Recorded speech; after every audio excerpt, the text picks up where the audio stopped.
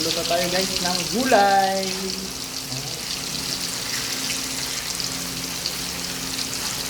May tokwa.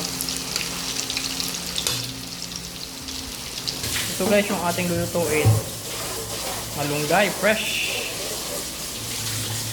Ayan.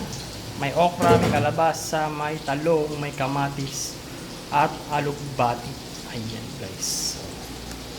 Ayan guys, niluluto pa natin yung tokwa. So, sagot na namin guys ang ulam nyo ngayong umaga. Alright. Sarap ng gulay guys, no? Fresh na fresh, oh. Alugbati. Sarap niyan. Tapos kalabasa. Tapos okra at saka talong guys, oh. Wow.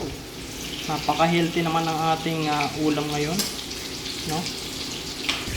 And guys, luto na po ang ating tokwa. Ayan, oh.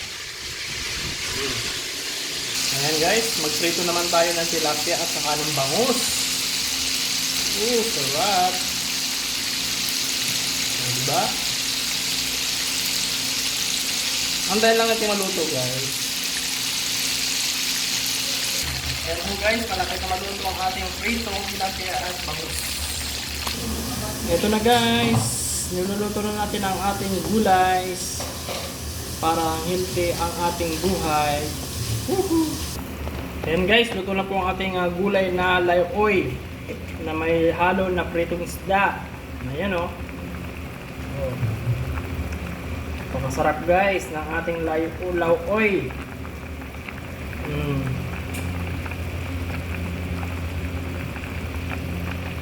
Napaka-healthy ng ating ulam ngayon guys, no? Gulay with fish.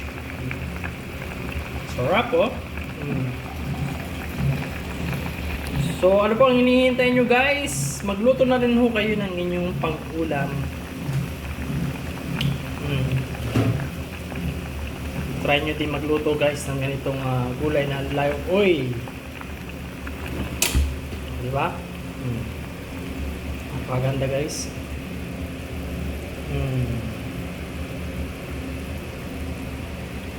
Isda.